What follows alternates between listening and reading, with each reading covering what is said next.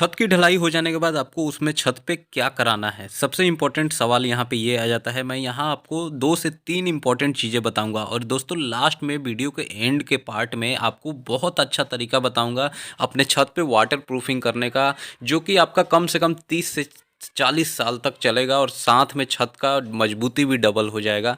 तो वीडियो आप पूरा ज़रूर देखिएगा। सबसे पहला देखिए, जब छत की ढलाई हो जाती है तो लोग क्या करते हैं कि वहाँ पे जैसे उनको अब इसके ऊपर अभी नहीं बनाना है अपना ऊपर का फ्लोर, तो वो क्या करते हैं वो कि वहाँ पे सीमेंट का जो स्लरी होता है, जैसे सीमेंट और पानी एक रेशियो एक एक का हम जो बनाते हैं, यानी कह लीजिए सीमेंट का घोल कह लें, तो नीरो कह लें, तो वो क्या है कि उस पे लगा दिया जाता है और सभी जगह लगा के या तो झाड़ू से या फिर जो उनका करनी वगैरह होता है उससे चिकना कर दिया जाता है, गुरमाला वगैरह मार के। दूसरा चीज़ क्या करते हैं वो कि सीमेंट और जो मोर्टार यानी जो प्लास्टर का हम जैसे मसाला बनाते हैं वैसे ही वो मसाला बनाते हैं और पूरे छत को प्लास्टर कर देते हैं। तो दोस्तों ये जो आप छत में घोल डाल दे रहे हैं, अगले दिन जाके मतलब जो सीमेंट का पानी है वो पूरा लगा दे रहे हैं छत में और कहते हैं क्या कि वहाँ से हम इसलिए लगा रहे हैं कि किसी तरीके का लीकेज वगैरह या क्रैक होगा छत में, तो वो क्या है कि सीमेंट का पानी उसमें जाएगा तो वो भर जाएगा। और दूसरा बात कि आप प्लास्टर चढ़ा देते हैं, लेकिन देखा जाता है क्या कि प्लास्टर कुछ दिनों बाद वहाँ पे क्रैक कर जाता है, पपड़ी बन के उखड़ने लगता है, छत खराब हो जाता है। और फिर भी आपका जो छत के अंदर पानी जब वहाँ पे प्लास्टर में पपड़ी बन के निकल जाएगा, ये क्रैक आ जाएगा तो पानी उसके अंदर से जाता है। तो दोस्तों मैं आपको कहूँगा कि ये दोनों बकवास तरीका है, आपको बिल्कुल अपने छत में ये तरीका नहीं कराना है। ये आपका सिर्फ पैसे की बर्बादी है। जो मसाला आप बदरपुर यानी जो सैंड हो गया, रिवर सैंड, जो बालू हम इस्तेमाल करते हैं पीली वाली, वो और सीमेंट का आप बना के और फिर पूरे छत पे 1 से 2 इंच बिछवाते हैं, प्लास्टर करते हैं, उतने बड़े छत को आप कवर करते हैं और बाद में उखड़ने लगती है। ठीक 4-5 महीने में 6 महीने बाद एक जगह से भी क्रैक आएगा, उसमें दरार पड़ेगी तो धीरे धीरे पूरी निकल जाएगी। तो ये बिल्कुल आपका क्या है, मटेरियल का वेस्टेज है, पैसे की बर्बादी है, टाइम की बर्बादी है, उससे कोई फ़ायदा नहीं होता है। सीमेंट का घोल आप चढ़वाते हैं तो भी वो क्या होता है कि वो भी कुछ दिनों बाद निकल जाती है, जब उस पे लगातार पानी गिरेगा या खुद आप जब तराई कीजिएगा घोल चढ़ाने के बाद, तो देखिएगा कि वो साइड साइड से कहीं कहीं से निकलना शुरू हुई तो पूरी निकल जाती है। तो ये सब क्या है कि सिर्फ पैसे की बर्बादी है। तो वही चीज़ मैं आपको बताने वाला हूँ कि फिर आखिर हमें करना क्या है, वो चीज़ मैं वीडियो को मैं आगे बताने वाला हूँ। और दूसरा देखिए, दूसरा ऑप्शन क्या होता है यहाँ पे जो लोग ध्यान नहीं देते हैं, जब आपकी छत की ढलाई हो जाती है और मान लीजिए कि इसके ऊपर आपको एक और फ्लोर बनाना है, तो आपको क्या करना है कि जब ढलाई हो जाए तो वहीं पीछे से अभी गीला रहे मसाला ऊपर का, तो जो वायर ब्रश होती है जिससे हम ईंट वगैरह का सफाई करते हैं, चिकनाई हटाते हैं ईंट पर का, ये गंदगी वगैरह जो हो गई, या फिर आपकी जो झाड़ू होती है, वो झाड़ू आप यूज कर सकते हैं। रस्सी हो वगैरह, जो रफ़ वाली रस्सी वगैरह होती है वो आप यूज कर सकते हैं। पूरे छत को आपको रफ़ करते जाना है पीछे से। छत को आप रफ़ करते जाइएगा तो उससे फ़ायदा क्या होता है कि छत जो है उसमें रफनेस आ जाएगा, वो बिल्कुल चिकना नहीं रहेगा। रफनेस इसलिए आना छत में ज़रूरी है क्योंकि मान लीजिए कि उस छत पे आप टाइल वगैरह लगाते हैं तो टाइल के नीचे आप मसाला उसमें देते हैं 2 इंच का 3 इंच का, जो हम प्लास्टर का जैसे मसाला बनाते हैं वैसे टाइल के नीचे हम मसाला डालते हैं वहाँ पे। तो आपका अगर छत नीचे का जो लेयर है वो बिल्कुल चिकना रहेगा तो मसाला और जो आपका छत है उसके बीच में अच्छा बॉन्डिंग नहीं बना पाएगा, वो अच्छे से मसाले को पकड़ नहीं बनाता है। आप चाहे उस पर सीमेंट का घोल डाल लीजिए, कुछ भी कर लीजिए। तो इसलिए अगर आप ये काम, जैसे ढलाई हो रहा है और अभी मसाला ऊपर ऊपर था हल्का सा, मतलब अभी सूख गया है, हार्ड हुआ है, और ऊपर का अभी जो हिस्सा है वो नमी है उस पर, तो आप उससे क्या है रफ़ कर देंगे, तो जब रुखड़ा हो जाएगा ऊपर का सरफेस यानी रफनेस आ जाएगा, तो जब आप टाइल का मसाला उस पर बिछाते हैं तो वो अच्छे से पकड़ बनाता है, तो टाइल जो होती है वो भी अच्छे से उस पर स्टेबल रहता है। अब कई बार यही देखा जाता है क्या कि आपकी टाइल बैठ जाती है, ये टूट जाती है, क्यों? क्योंकि नीचे का मसाला जो है वो छत के साथ अच्छे से जब नहीं वहाँ पे बंध पाता है, नहीं जुड़ पाता है, तो वो अपने जगह से हट जाता है।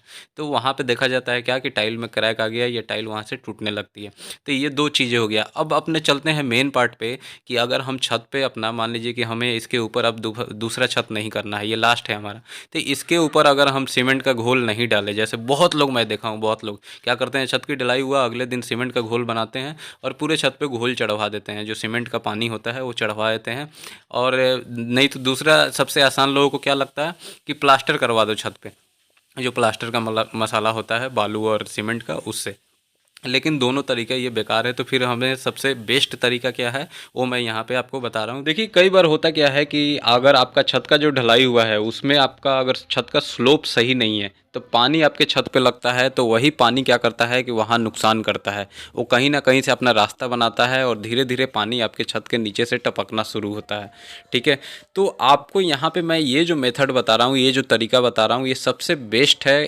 इसको करने से आपका जो छत का लेवल है वो तो बिल्कुल एकदम लेवल भी सही हो जाएगा, साथ में आपका छत का ऊपर से जो वाटर प्रूफिंग का हम काम अलग से कराते हैं, वो साथ में आपका वाटर प्रूफिंग का भी काम इसमें हो जाता है। तो चलिए इसको अब डिटेल में देखते हैं।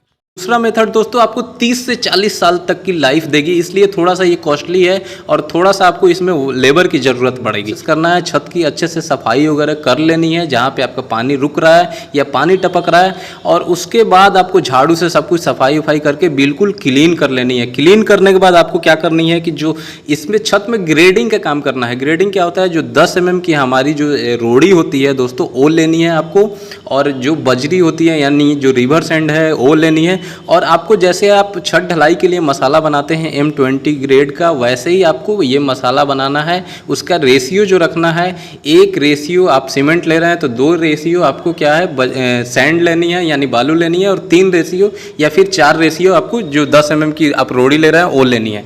इसको अच्छे से मिक्स करनी है। मिक्स करने के पहले आपको क्या करनी है, पूरे छत पे आपको एकदम पतला जो सीमेंट स्लरी होता है, सीमेंट का घोल, वो मार लेनी है। मारने के बाद आपको क्या करना है, पूरा ये रोड़ी आपको बिछा देनी है, और जो किनारा किनारा है उस पर भी थोड़ा सा चढ़ा के आपको ये बिछानी है, लगा देनी है। जब ये रोड़ी बिछ जाए तो फिर आपको क्या करनी है, जैसा ये फाइबर मेश देख रहे हैं मार्केट में, ये बहुत ही सस्ते दाम में फाइबर मेश मिल जाती है। ये फाइबर मेश आपको पूरे पे बिछा लेनी है। पूरे पे बिछाने के बाद फिर आपको क्या करनी है कि इसके ऊपर से आपको सीमेंट का घोल चढ़ानी है। और घोल कैसे चढ़ानी है, इसमें भी आपको केमिकल, वही केमिकल डॉक्टर फिक्सिट का 301 URP ये आपको लेनी है, उसमें मिक्स करनी है घोल में, और पूरे जाली पे जो हमने फाइबर मेश बिछाया था पूरे पे अच्छे से कोटिंग लगा देनी है। 1 कोट अगर आप लगा रहे हैं तो मोटा कोट लगाएं, 2 नहीं तो 2 कोट, जैसे एक पहला कोट लगाना है फिर दूसरा कोट इस पे चढ़ानी है। और जितना भी हमारा ज्वाइंट हो रहा है, जैसे साइड में हमारी दीवार हो गई, कॉलम की जगह हो गई, पाइप की जगह हो गई, सब पे ये छोटी छोटी जाली की पीस काट लेनी है, फिर वहाँ पर अच्छे से इसको घोल को लगानी है। तो ये मेथड से दोस्तों क्या होगा कि एक तो आपका वो 1.5 से 2 इंच जो आप मसाला चढ़ा रहे हैं 10 mm जो रोड़ी का, तो वो क्या होता है कि छत का आपका जो लेवल है ना, उसी लेवल के स्लोप के हिसाब से उसको चढ़ाया जाता है। मार्किंग करके आप स्लोप के हिसाब से कहीं पे हो सकता है 2.5 इंच आए, कहीं पे 3 इंच आए, उस हिसाब से जहाँ पे आपको ले जाना है वहाँ आप स्लोप उसका छत का बना दें। तो एक तो जो पानी आपका छत पे रुक रहा था वो पानी नहीं रुकेगा, सीधा आपका स्लोप बन गया।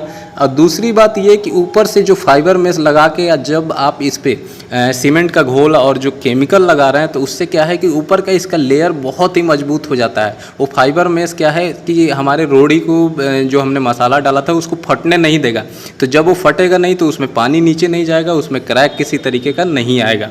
तो इसलिए आपका छत हमेशा के लिए ठीक हो जाएगा। क्योंकि सबसे बड़ी चीज़ है, अगर छत से पानी टपक रहा है तो आपके छत का स्लोप सही होना। तो आप जब बजरी ये डाल देंगे, आप ये मसाला डाल देंगे, कंक्रीट डाल देंगे, तो स्लोप आपका सही हो जाएगा। तो पानी जो भी आएगा अपने आप वो निकल जाएगा। और दूसरी चीज़, कहीं से भी पानी रुक भी रही है तो क्या है कि जो आपने फाइबर मेश उस पर बिछाया था, फिर उसके ऊपर जो घोल डाला था, केमिकल डाला था, तो वो क्या होगा कि पानी को अंदर पेनिट्रेट नहीं होने देगा, अंदर नहीं जाने देगा।